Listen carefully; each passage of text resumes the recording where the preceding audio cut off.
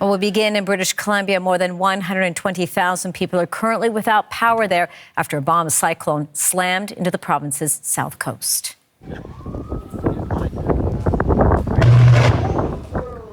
Just some of the damage we're seeing this morning, the aftermath of a storm that packed hurricane-force winds and made it difficult for some people to seek shelter or get safely home.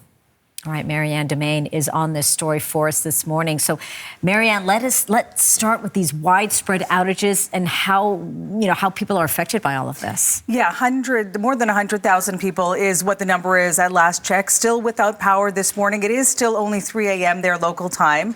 They are 3 hours behind where we are here in southern Ontario, but they are waking up to no power, and so that's what crews are going to be busy with right now. Because as you saw from these images here, there was a lot of debris, a lot of strong wind that not only downed those trees, but also downed power lines. But it was particularly bad on Vancouver Island. That's where they were dealing with hurricane force winds of about 159 kilometers an hour. We also know that several school kids on Vancouver Island had to actually shelter in place because of downed power lines along their bus routes. In the end, they did make it home safely. But hydro crews were preparing for this because Stanley Park also dealing with a lot of damage there. Some people were escorted out of the park for safety. Hydro crews actually, before the storm hit, said they ferried some of their crew members to some more remote areas so that once this storm was said and done, they would be in place to get all of that repair and restoration underway. So here's more from an official from BC Hydro on what the storm has been like. Storm season for us typically runs anywhere between October up until March. Of course, we do see the odd summer storm, but this is an exercise we do practice year-round. We do prepare for storm season year-round, and our crews can activate storm response plans at a moment's notice. We do have a team of in-house meteorologists that have been tracking this weather system quite closely. So this definitely enabled us to ramp up our BC Hydro crews, call center crews, and our contractor crews as well. So let's talk about what a bomb cyclone is. We're going to get more in depth about that a little later on coming up in this show, but it essentially is when warm and cool air collide.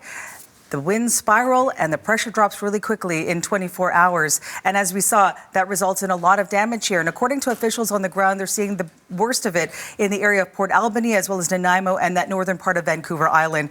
But as we know, it wasn't just in Vancouver, also the northwestern part of the U.S., also dealing with the bomb cyclone. 500,000 people still without power there, and one person has reportedly died. Yeah, and it's unbelievable when we talk about these weather systems and how incredibly forceful they can be.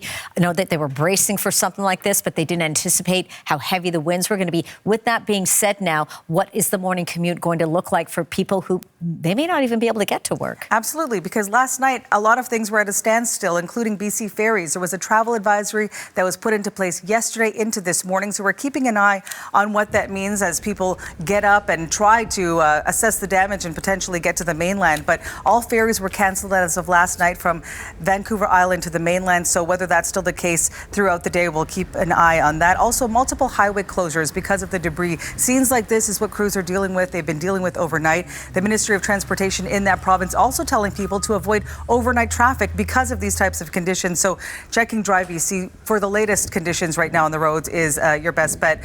But we also know that this is the second time this week alone that this part of BC was hit with a strong windstorm. They're already cleaning up from that.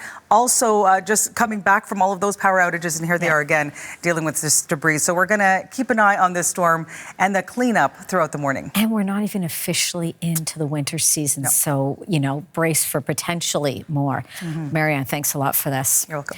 And as Marianne just mentioned, that big storm hit BC hard and fast, which, of course, is appropriate for its name. Here's Doris Madavi now on how a bomb cyclone works and how this one developed. BC is no stranger to fall storms by any means, but this is no ordinary storm.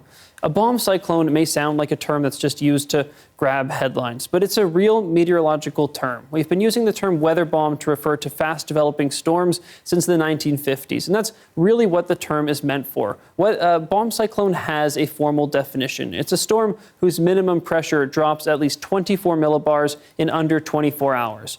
That may not mean much to you, but that is very fast development. And this storm in particular is blowing that criteria out of the water, developing through the day yesterday, dropping 60 millibars in under 24 hours. At times it was developing, dropping 15 millibars every 3 hours. That is just an almost unheard of rate of development. And the low pressure at the center of this storm also extraordinary for this part of the world.